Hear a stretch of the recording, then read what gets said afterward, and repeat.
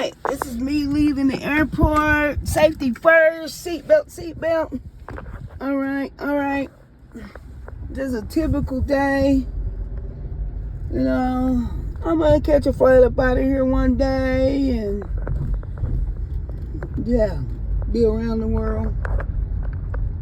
Have my businesses in other states as well as in Oklahoma. You know, my life has really changed since I've been doing this with the Turo. It started out something totally different, and a guy that I just happened to run into, I don't know his name right off the top of my head, but I do know his name. But I'm not gonna say it because I don't want y'all bugging him. Anyways, he and I were having a conversation one day because he builds houses and he flips homes. And I was admiring the new home that he had just built, you know, or getting built. And I was telling him basically what I had going on and what my intentions was. And he said, why don't you try Turo? And I was like, Turo? It was like, what is that? You know, because Oklahoma's so small. Very rarely do I have to rent a car unless it's, per se, my car is in the shop or accident and it's insurance purposes. But other than that, Tulsa's kind of small. Oklahoma's kind of small, so it's not hard to swing a ride. Anyways, to get where you need to go. So he told me about Turo, and I went and talked to my husband, and we seen how it fitted into our program, and what was our next step, and how do we want to do it, so on and so forth. But as you can tell, since then, I have a CDL and I drive trucks. You know, I've been over the road, I've been local, I've drove jump trucks, I've drove moving truck, I've worked for United, moving people's homes off of bases and stuff. And I drove flatbed as far as taking windmills cross country to Texas and so on and so forth. So I have a little bit of experience driving semis. So, and like I said, I've did a little bit of everything. Only bad part about being over the road is just what it is, over the road. You may get home, you may not get home. It depends on you, your company, your schedule. So, in saying all that, I've been local for the last 2-3 years, and I just drive a 48-foot high side dump trailer, where I've been hauling metal, scrap metal and stuff from point A to point B. You know, I went as far as Durant, Oklahoma from Tulsa, and you know, I went to Arkansas. I've been to Arkansas a little bit, and I've been, where else have I been? Oh, Oklahoma City with the metal.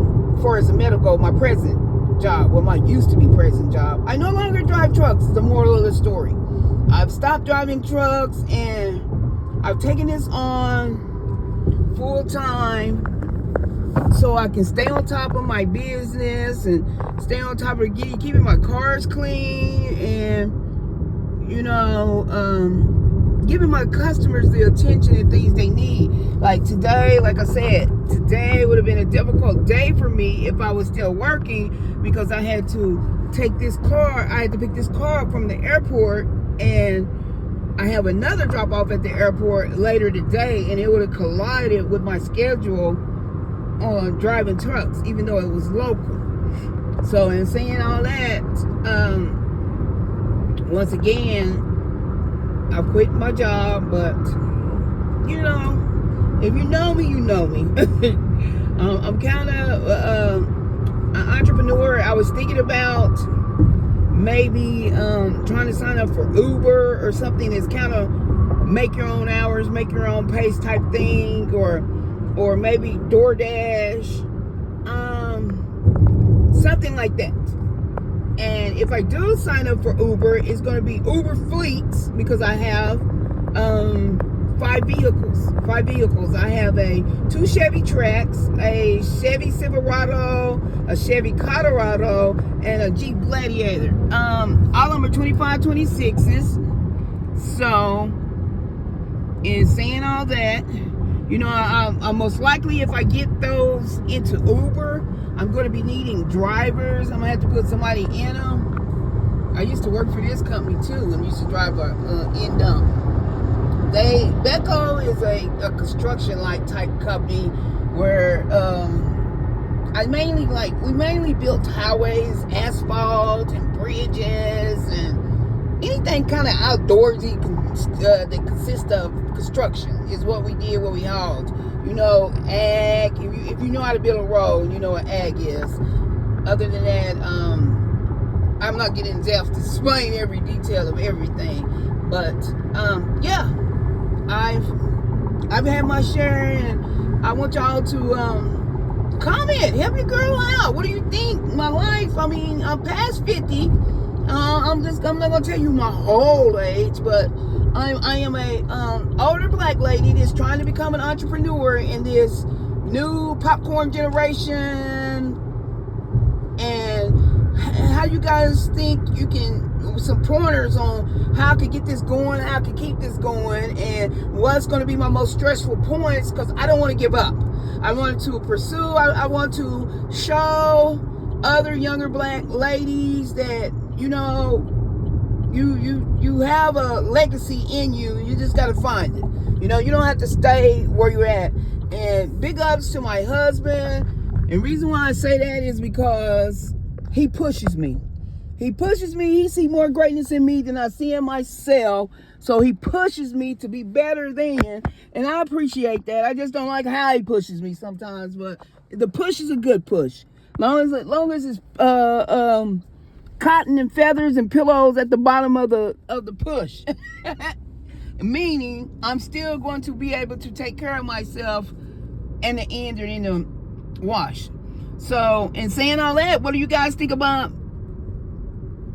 all of this? Just give me a comment, you know, hit me up, comment. You can find me on FemFleet or FemFleetRods.com, and, you know, on YouTube, Facebook, Snapchat, Twitter. I'm on all the platforms, so you can find me and holler at your girl.